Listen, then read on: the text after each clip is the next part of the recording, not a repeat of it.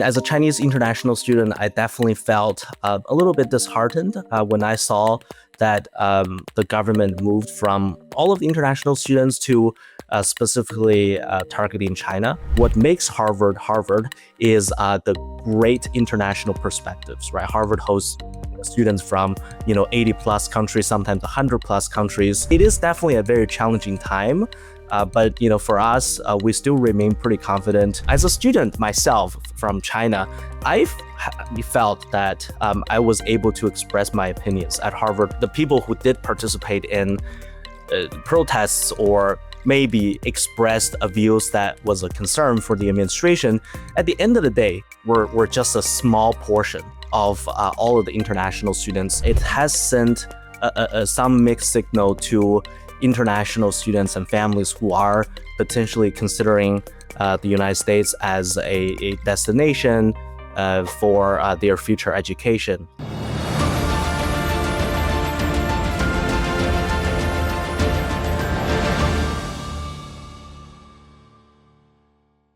Hello, everybody. You're watching Hindustan Times, and my name is Aisha Verma.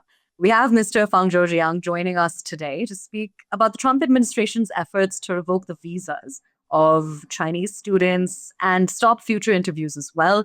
Mr. Jiang, importantly, is a Harvard graduate student, co-founder of Crimson Education, and is recognized in Forbes 30 under 30. So, Mr. Jiang, I think the first thing that we really want to know is, America, the land of the free and the home of the brave, is something that it's most famously known for.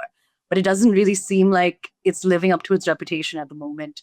Do you feel confident in your rights as a student in the United States at this point? Yeah, thank you for having me. I have been wanting to come to the United States to study for probably more than a decade. To me, like you said, it's definitely represented a lot of opportunity and academic freedom and exciting career growth potential as well. So the last week and a half has definitely been a little bit nerve-wracking with the Trump administration first announced that Harvard was banned from taking any international students to the court quickly grant the temporary restraining order all the way to a few days ago, the preliminary ruling that give Harvard the ability to continue enrolling students until a final ruling is made over the next few months. So it's definitely been a very interesting roller coaster ride. It caused a lot of anxiety and also certainty as well. However, to me, I mean, and many of my friends, we have been a little bit in the fatigue mode, I guess, after hearing all of the back and forth between the administration and the school for the last several weeks over this issue, as well as other issues like tariff, etc. So we wanted to have as much certainty as possible but at the same time, we still believe in the strength of the democratic institution in the U.S. We know that there's the executive branch and also the judicial branch that would put each other in check and balance. And so far, the development has been fairly positive, and we can see that we're able to remain in the country. So that's pretty good news. In addition, there are many parts of the society that really showed support to Harvard.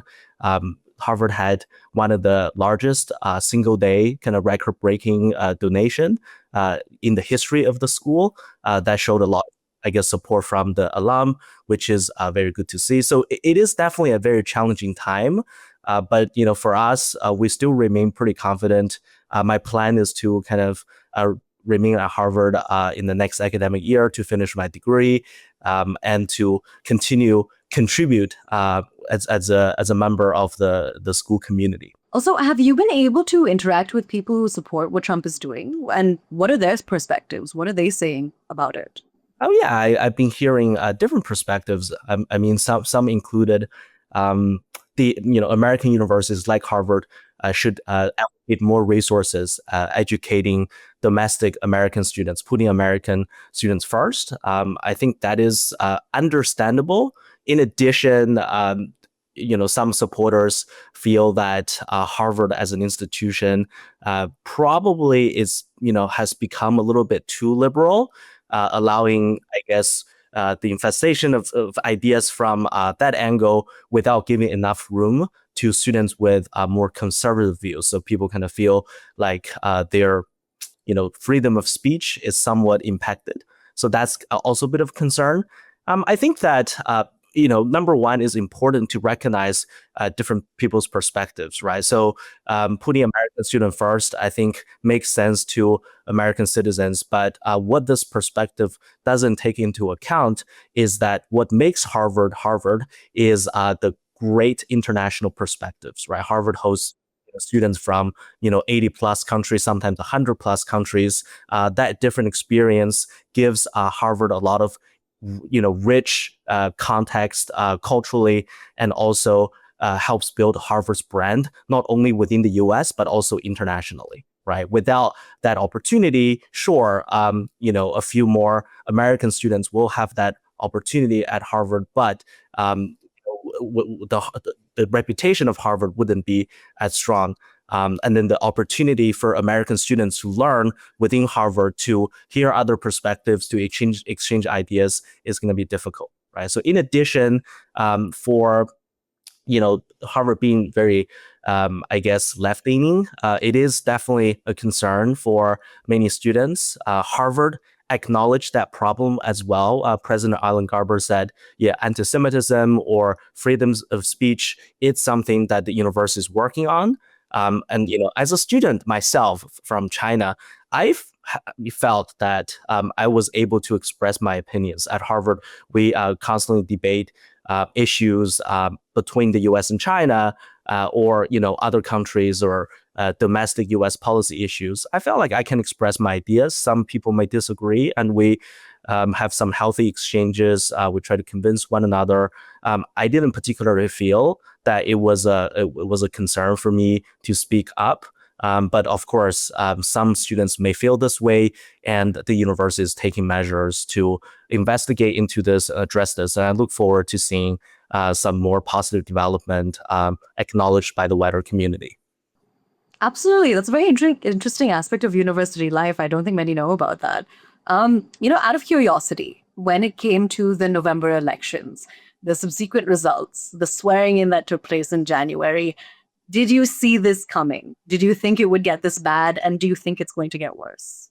Yeah. I mean, looking back with the knowledge of what has happened, I guess probably yes.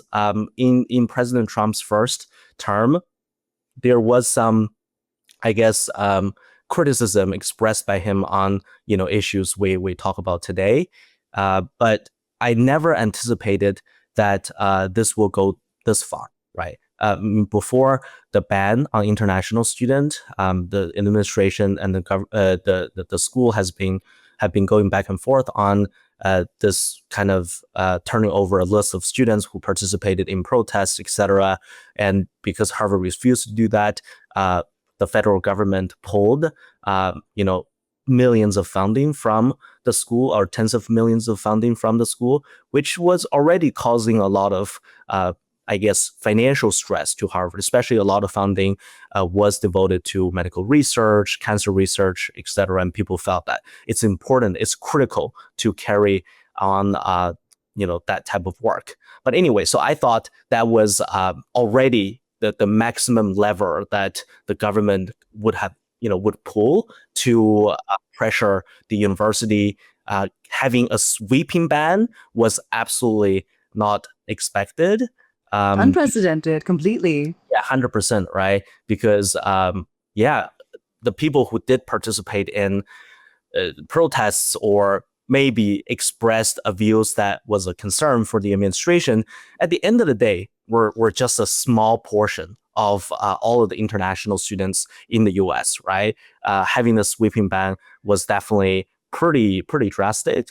So to your question, totally unexpected on our end. Yeah, of course. I don't think anybody would have really thought about it, of course. But as you mentioned, in retrospect, one has to wonder.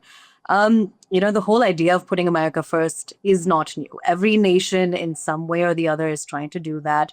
but it's been done differently by presidents in the past. If we take a look at the United States itself, what Trump is doing, what do you think the ripple effects of it are going to be when we talk about this particular aspect?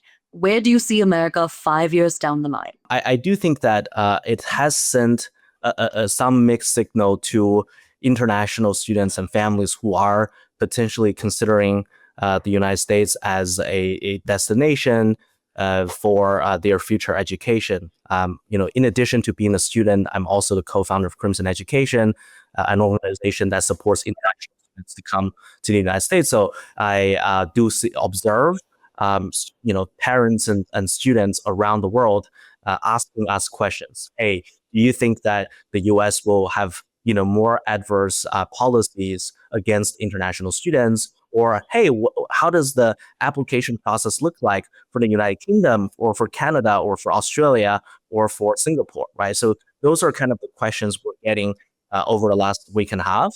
So I would say number one, it sort of sent this mixed signal to international students on the U.S. I think last majority of the people, they're still treating the U.S. as the primary destination. And that decision is usually like a multi-year, or sometimes a decade-long decision. Pathway that they go down, right? Like for example, in India or in China or in other countries, students have been shooting for that goal for many years. So it's unlikely, those plans would change just within this short window, unless there's more kind of drastic, kind of scary measure down the track. But in addition to that, I think parents are becoming more cautious about the potential, I guess, risks, right? So that's why they want to build maybe a wider portfolio of institutions in the US and in other countries, so that they have more offers on hand. And when issue happens, they would have somewhere to fall back on. So I, see parents kind of taking interest in multiple countries and more institutions when they kids apply to universities.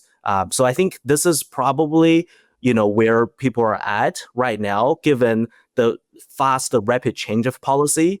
But if there's any additional policy that resembles these ones, then I would say it probably will gradually shift the status quo. But at the end of the day, our advice to students right now is that the U.S. is still by far the biggest education market for international students. It has the largest number of premium, very high quality institutions. The liberal arts education to us, I think it's still very special, very meaningful in the sense that it offers fantastic holistic education. And if you look at the world's best universities for the past 10, 20, 30, 50 years, they have largely remained the same. So these universities, including Harvard, are very durable. So I advise students to kind of remain confident, remain, I guess, optimistic, cautiously, but optimistic about their education journey, and keep working hard to make sure that they're competitive in their future admissions process. Absolutely. I think that's a very important message to be putting out to students as well, especially at a time like this. The level of intolerance to those that we deem foreigners is growing exponentially, especially as nations like the USA, Canada, the UK tighten their borders. It's not exactly what many of us envisioned our futures to be as we live in an increasingly globalized world. The idea has always been, at least growing up, to embrace difference. Why do you think there's such a big pushback against foreigners? I guess, some U.S. leaders in the past have said that, economic protectionism, nativism, isolationism sometimes go together. So we can see that the U.S. has been advocating for, or the current administration has been advocating for tariffs, right? So that's a form of economic protectionism. And I think the public, as I mentioned earlier, have been thinking about, hey, why don't we educate more Americans instead of letting a lot of international students in? I think this is probably sort of changing in a kind of very cyclical trend. I guess, because the global geopolitical landscape's changing so fast, and then, the message that the new administration is putting out in America, and also, some other parts around the world where you have, sort of the more right-leaning government. I think this trend is probably somewhat inevitable in a sense. And I think it's, understandable that taxpayers in a country want to prioritize their own country. But it's important, I think, for the government to recognize the other side, right? To instill, I think, a balanced view among its citizens. As I talked about before, um, this while this view has some roots to it, but it's quite important to recognize that it's really the exchange of ideas that really reduce the tension, right? When China, when India, when other countries send their students to the United States, for instance, these people will be able to understand American culture and people better, right? They will largely view America more favorably compared to their peers back home. And after they finish their education, maybe return to your home country, they also bring that positive view and share that with people around them. So if we continue to invest in this exchange between the younger generation of these countries, then overall in the future, we'll be able to kind of dial down the pressure a little bit with these I guess goodwill generated in the process. So I think it's more important than ever that the government has to recognize this and has to facilitate this with a lot of commitment. Absolutely. And I think that's true for the world over, honestly. Um, so when we talk about Harvard specifically, initially it was a war between Trump and the Harvard administration when it came to letting foreign students in. Now the Trump administration is moving forward with a different strategy. They're moving beyond the tariff war to hit China where it hurts, targeting its people. Let us know more about your perspective on what's taking place with that. Hmm.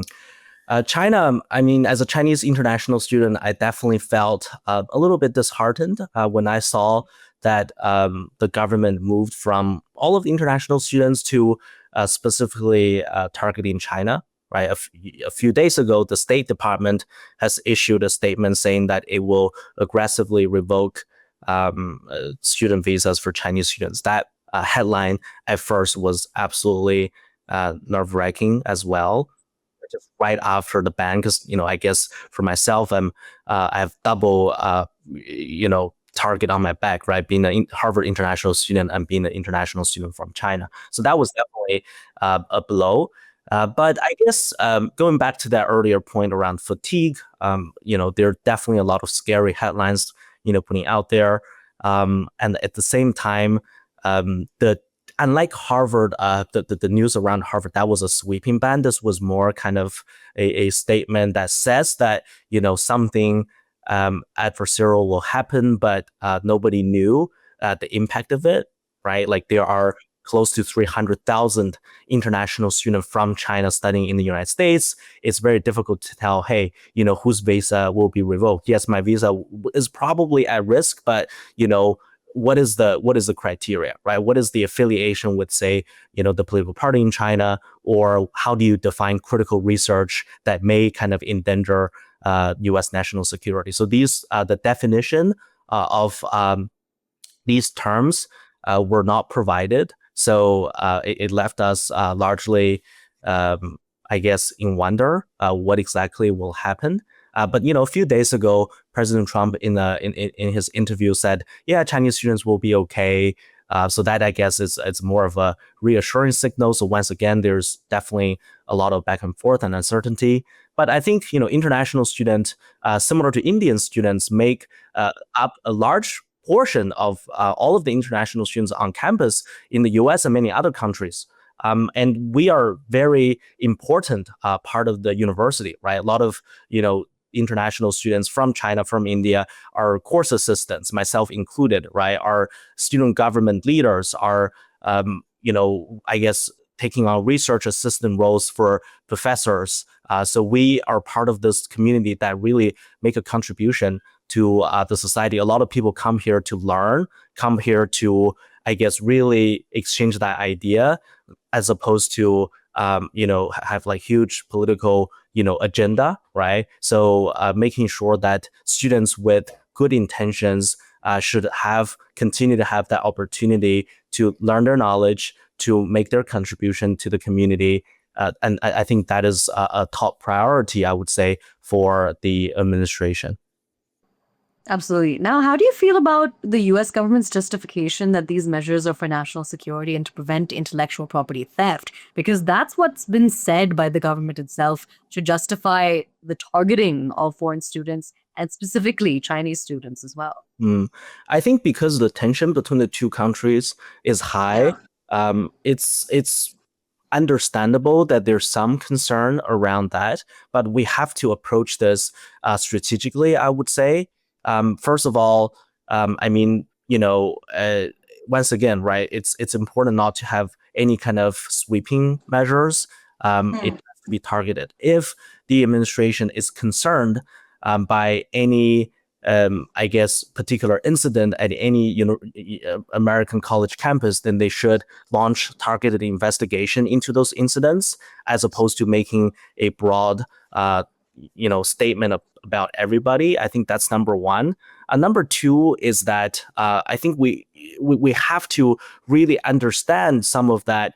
I guess historical context or what's really going on in that group, right? I'll give you a few examples. Number one is that when we think about political affiliation in China, not everybody who joins the Communist Party is for political advancement. In fact, most people who join, for example, during their university or right after that, because they're given the opportunity to, I guess, really show that they are doing well academically, right? It's a pure kind of like personal advanced measures, like a club for high achievers, essentially, in a sense, right? So if you target people with a party affiliation, then you will kind of have a lot of false negatives on folks that have no political ambition. They're only doing that because of their academic achievements or professional growth. So that's something we have to be very careful with. And in addition, I think, when we look at this whole thing broadly, I think it's part of the larger negotiation, right?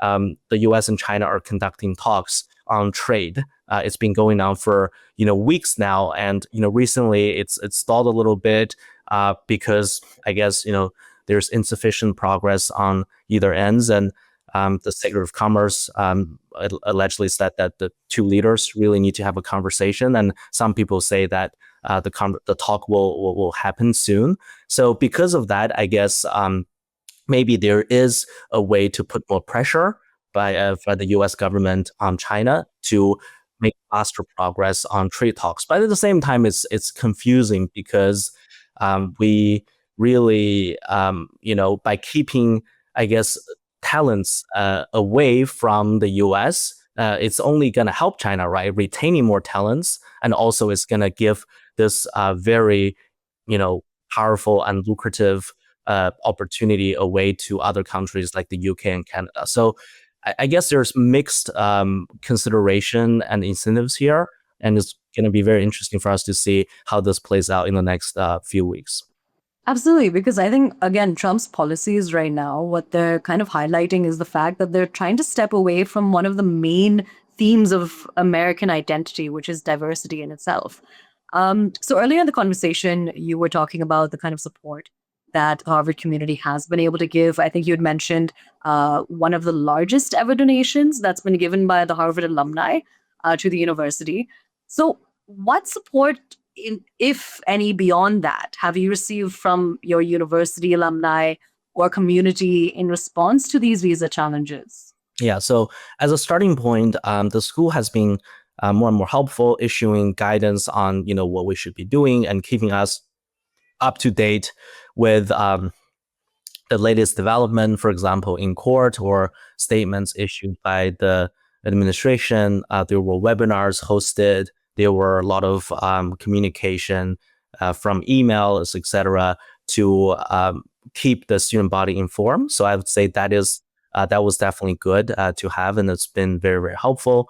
In addition, in these WhatsApp groups, WeChat groups, us as students, we discuss, we I guess console each other, right? Because it's once again a lot of noise, a lot of uncertainty, and you can't really make a ton of decisions when you're waiting for the result either way, right? So then I guess remain calm and really not get into any kind of panic mode was a helpful state, right, to reach. So we're helping each other. Of course, some alum kind of reached out saying that, hey, thanks for sort of like being in this like or sorry for being in this position, or thanks for kind of hanging in there, and provided a lot of moral support.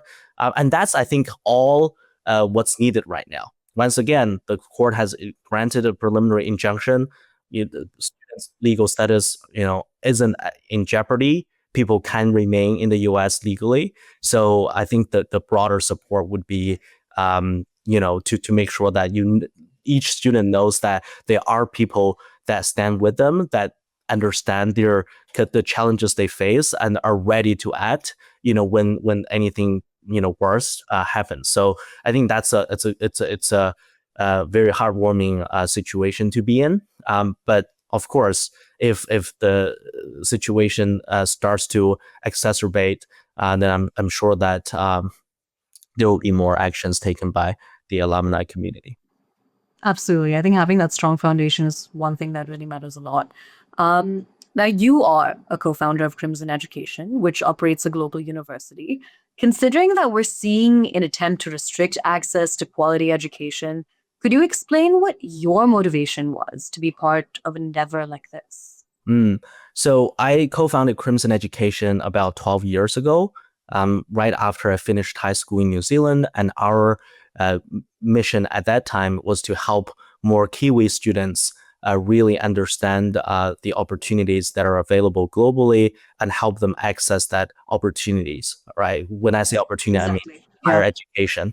And over the years, we've expanded into many countries, including Australia, Singapore, India, China, Korea, Japan. So now we operate in over 20 countries, and we're doing one thing, and that is to empower students locally to fully unlock their potential and access the best possible higher ed opportunities they can possibly access. And that, to me, I think is more important than ever in today's fast-changing world, because, as I mentioned earlier, the exchange of ideas is absolutely critical. The flow of human capital represents really the future potential of what we're able to produce and create as human race.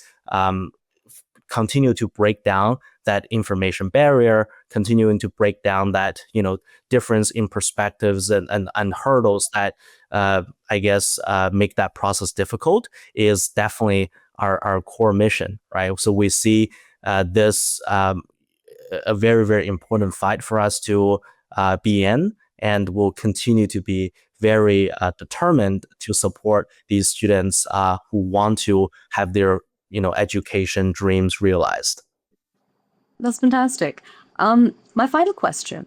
I know it's quite a sensitive situation in the United States right now, what with the Trump administration and its crackdown on the youth, particularly when it comes to those who protest in connection with Gaza and if they're pro-Palestinian.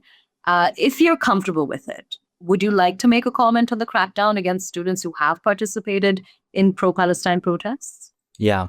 So pro-Palestine protest happened at Harvard, I believe, pretty much over a year ago, and then similar protests happened in many other American campuses, like Columbia University, for instance. And sometimes the protest kind of went on for weeks, if not months. So I think that it is, once again, America as a country should always respect the freedom of speech and expression. So for any party to have a view on certain issues, I think it's important to express that.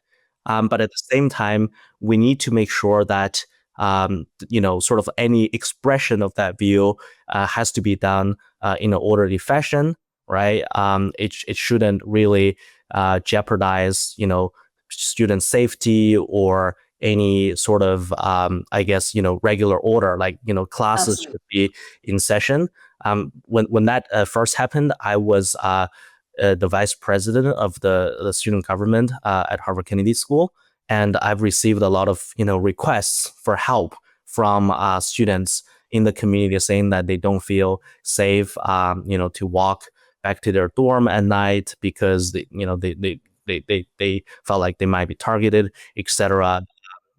Like I didn't investigate which sides they were on, but clearly the protest has went to a state where it was not very I guess peaceful, right? So I guess my message really is my personal view on this is that it's important, it's critical to be able to express your voice, but at the same time, it's important to make sure that number one, we respect everybody else's perspectives. Number two, we do this in an orderly fashion. And number three is that they shouldn't really impact the regular operations of a university, which is to conduct academic training and also research. So, and I think for ourselves as students, we should, really respect that boundary at as universities and also other members of the society. We should try our best